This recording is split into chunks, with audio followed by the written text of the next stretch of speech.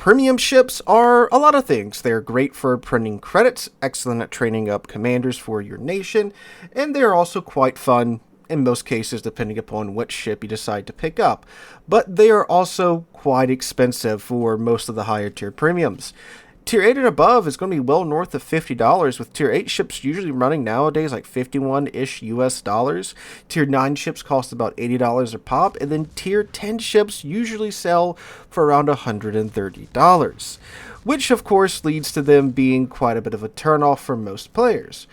But there is quite a large number of premium ships in this game that cost far less than that you can get pretty good time out of as well. And they're also great at doing premium ship things like making credits and training up your commanders and such. And those are the ships we are focusing on in today's video, my top 5 affordable premium ships.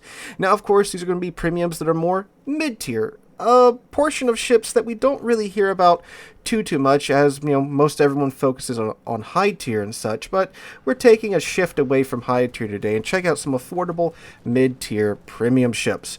At the time of recording, all of these ships are still available for purchase, so keep that in mind if you're watching this video, I don't know, a year from now.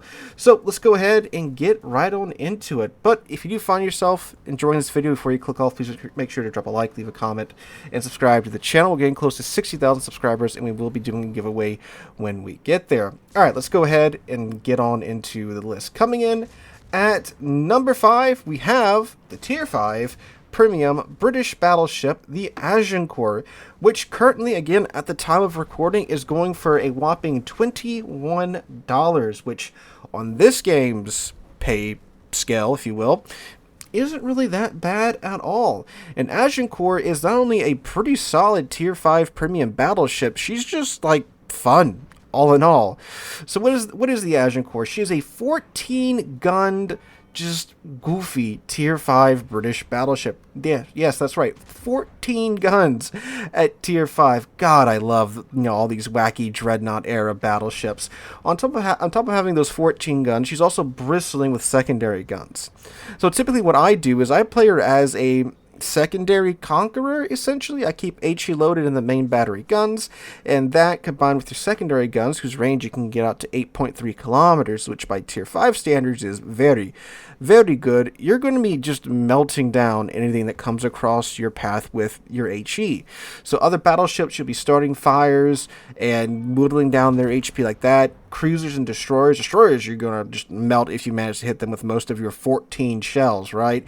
And then if that doesn't kill them, the secondary surely will if they decide to stay in your secondary range. So she's a great damage dealer by Tier 5 standards. Another cool thing about Tier 5 is that Tier 5 is still in that matchmaking where empty slots will be filled up by bots, and bots love to just slap W and get into the action.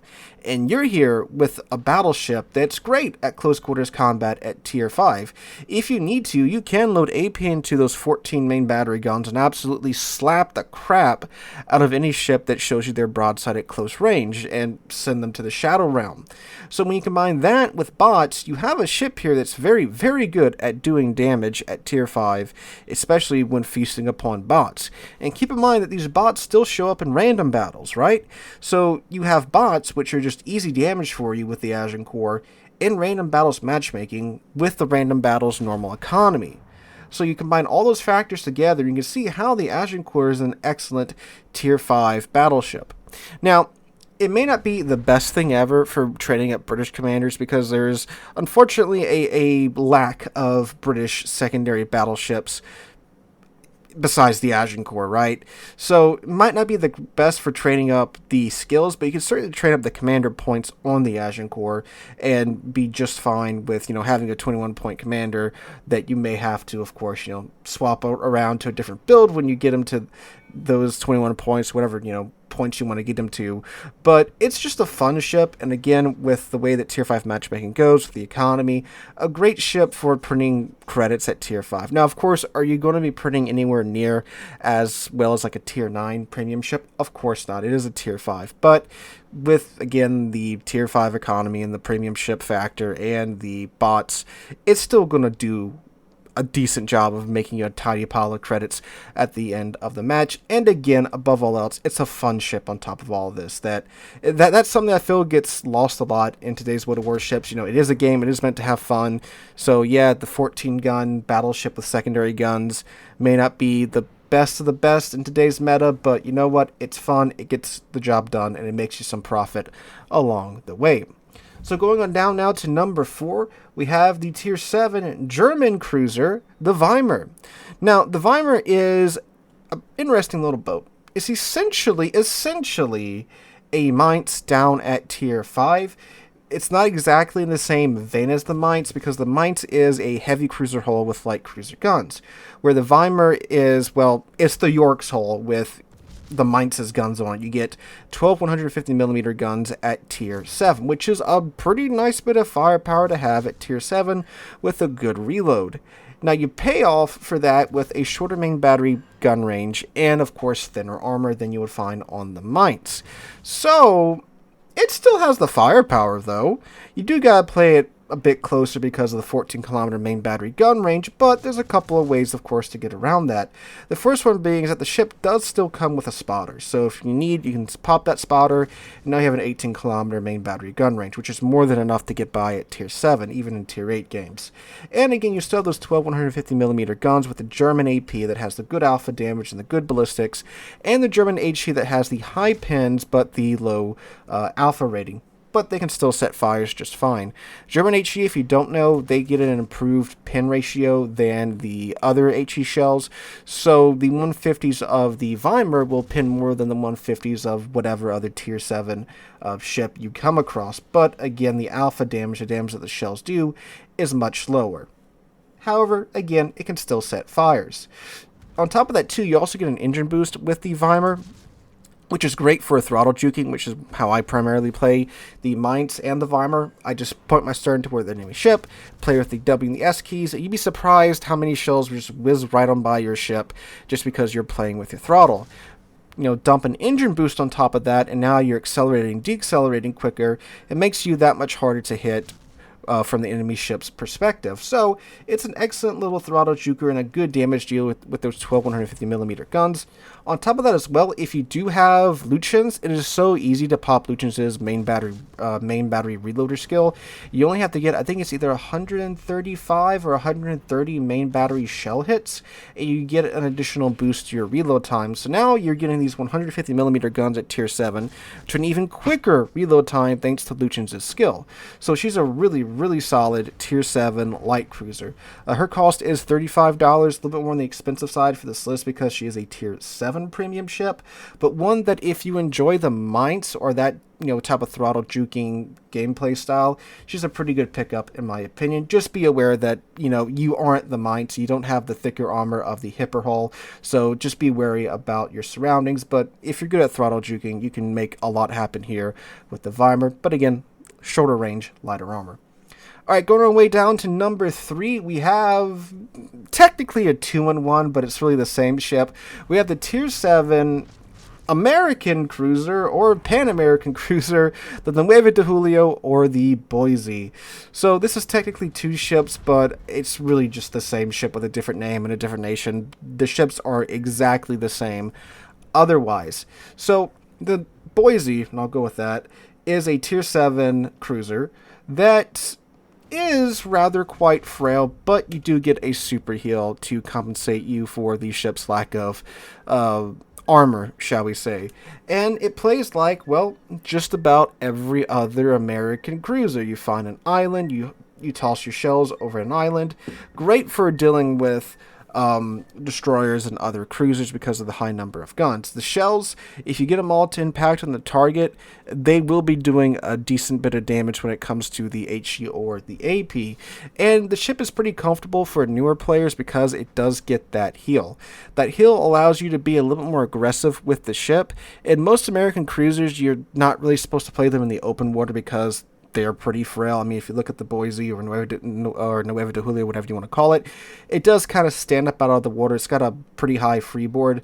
So, yeah, if you get caught in the open, you tend to get blapped with whatever American cruiser that you're in.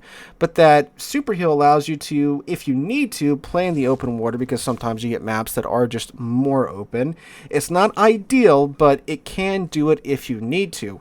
That heel also allows you to be a little bit more aggressive with your positioning. You can be closer to the enemy team. You can be taking a couple more risk because you have that heel to back you up. And again, this is a super heel at tier 7. So that's pretty big. Most cruisers don't have heels at tier 7. Well, there's more today than there were, like 3 years ago, but still, most cruisers don't get that luxury at tier 7, and you do have it here with the Boise. If you get the Boise, it's, of course, a great American cruiser commander trainer, because you got a bagillion American cruisers in game, or really just American ships in general, right? Because we don't have to worry about that with the commander rework. So a good American commander trainer down here at tier 7, and with the guns that it does have, it's not really too much of an issue for it to do damage. Again, unless you just get screwed over by matchmaking like I did here and get a double up tier game into a tier 9 game. That's pretty rough, but again, it's a tier 7 cruiser with a heel, so you are much better off than most other tier 7 cruisers in tier 9 matchmaking, because you do have that super heel. Now, when you do get tier 7 matchmaking and you have that super heel, I mean, that's a pretty good combination right there. Tier 7 matchmaking with most of the other cruisers don't have a heel. You can be a little bit more ballsy with it, and again, do well overall. Nueve to Julio, we are getting Pan-American battleships in the future, so you got a little bit more there that you can train your commanders for. But I would, of course, get the Boise, because again, the American tech tree is just so much bigger than the Pan-American tech tree, so you probably get your more value off of that. All right, going down now to number 2, we have the tier 5 Japanese battleship, the Kongo. But Sealord, the Kongo's a tech line ship. Yeah, it is, but right now, there are several premium Kongos in the armory. Now, why might you want a Kongo? Well, Kongo is just a good ship. She's a tier 5 Japanese battleship with 14-inch guns. She is quite fast, especially by tier 5 standards. I mean, the fact that, you have a tier 5 ship that can get up there and boogie with, even cruisers, it's kind of goofy. Now, of course, she's a little weaker because of that in terms of the armory department, but you still get the 8 14-inch guns and a fast ship at tier 5, which is, if you play most other nations, you're crying with how slow the ships are, usually by around, tier 5 and tier 6. But not the Kongo, though. She's fast and she's maneuverable. And again, 14-inch guns with Japanese AP, so she's a pretty solid ship just by that alone. Now, currently, at the time of recording, there are several premium variants of the Kongo in the armory because of the ARP event. And these ships do tend to come back around every so often, because the ARP collaboration or event, whatever you want to call it, tends to happen, I believe, at least once a year. So there's several you can pick from. But this year, right now, and I still believe you have another day to do this at the time this video being published, they are selling one of the ARP Kongos, I think it's the ARP Hia, whatever you want, however you pronounce it, right, for $10. $10. So half the price of a normal tier 5 premium ship, you get a premium Kongo. Now, I know you see the anime camo and the anime chick that it comes with. The cool thing is you can take that camo off, you can take that commander off, and put whatever you want on it, and it looks like just a normal Kongo. The only difference is that it's going to have a different name, but that's it. It's a Kongo. It has the same guns, the same parameters as the Kongo. So you can get a really good tier 5 battleship, techline battleship, in a premium slot with the premium economy and all that going on with it. So that's a pretty good deal in my humble opinion, especially again when we're talking about the Kongo, which has been for a very long time considered to be a really good tier 5 battleship. And again, you get the premium economy at tier 5, just like the Agincourt. There's a lot of bots at tier 5, depending upon the time that you're playing, that you can absolutely just abuse with the Kongo. So it's a really good deal at the moment if you do like the Kongo. And if you want to see if you can purchase, or if you should purchase this premium ship, I should say, well, guess what? Grind up to the Kongo, try her out. She's at the tier 5 slot in the Japanese battleship tech tree. Not exactly a rough grind to get there. You can literally try out the ship before you decide to buy the premium version. And even if you don't find this video in time or get it for $10, it's still going to be $20 in the event. So it's still a pretty good deal, again, if you like the Kongo. So that's my advice to you on that one. So finally going down to number 1, we have the Tier 6 Premium American Battleship, the West Virginia 41. You know, I'm working on a free-to-play grind on an alternative account, and I was wondering what happened to the alpha hull of the Colorado. Then I remember the West Virginia 41's a thing. So this used to be the old alpha hull in the Colorado. This was a base Colorado back in the day, the Tier 7 American Tech Line battleship. But they removed the alpha hull, made it the West Virginia 41, put it at Tier 6, and now they're selling it for a whopping $29. The reason this ship is so excellent at Tier 6 is because you get 16-inch guns at Tier 6, which is absolutely nuts. When you get Tier 6 matchmaking, you don't care about armor because you overmatch it with your 16-inch guns, with your American 16-inch guns. So that's great for doing damage because you can just punch through whatever battleship nose you find at Tier 6. Even Tier 7, when you get up tier to Tier 7, you just don't care, right? So that by itself makes this ship an excellent premium. That's, of course, the main focus of the West Virginia. It's guns. You give up the improved torpedo protection that the upgraded Colorado gets. You give up the improved AA. All that for these 16-inch guns at Tier 6. Is it worth it? Humbly, yes, in my opinion. $29 for the ability to just not care about armor at Tier 6. And again, like with the Boise, there's so many ships in the American tech tree that can use this for a commander trainer. And again, it's just good at doing damage, even when you get up tiered. And the great thing about that is when you get up tiered, you get a boost to your income when you're doing damage to higher tier ships by roughly 10%.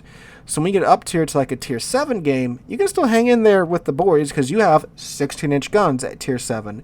And you don't care about Tier 7 battleship extremity arm because, again, you can just overmatch it. Even when you get double up tier to Tier 8, it's still a pretty solid ship. Why? You still have 16-inch guns.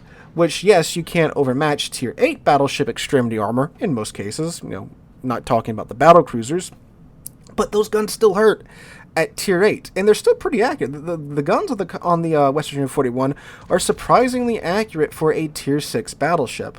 Now, of course, again, it's slow, doesn't have the improved torpedo protection, doesn't have the improved AA, so if you do find yourself in a CV game and the CV focuses you, it's not going to be a great time, and if you find yourself facing a wall of torpedoes, it's also not going to be a great time, because again, you're lacking those huge torpedo bulges that the upgraded Colorado hull has. So, yeah. But I mean, 16-inch guns at Tier 6. It's great. I mean, we freak out when we talk about Tier 6 battleships with 15-inch guns. You know, they're inch to the diameter of their shells. You get that much more alpha, that much more overmatch. And of course, too, obviously, you know, not even talking about battleships, but cruisers and such, you know, heavy cruisers and light cruisers, you pin them at the right angle. You're just outright deleting them. In most cases, when you pin them at that right angle, when you get a couple of citadels, because that's pretty much all of their HP at that point. But yes, a ship that is an excellent mid-tier premium ship, well worth the $29 in my opinion. And again, American tech tree is massive, so excellent ship to use as a commander trainer for that tech tree. So guys, those are my top 5 affordable mid-tier premium ships. Let me know in the comments down below. What are your affordable mid-tier ships? What would you have included in this list? What would you have removed from it? Let me know all that jazz in the comments down below. Remember to hit the like button and subscribe to the channel. Again, we're doing that giveaway when we get to 60,000 subscribers, and I cannot thank you guys enough for that. Hope you guys have a wonderful Monday and wonderful rest of your week. Hope to catch you guys in the next one.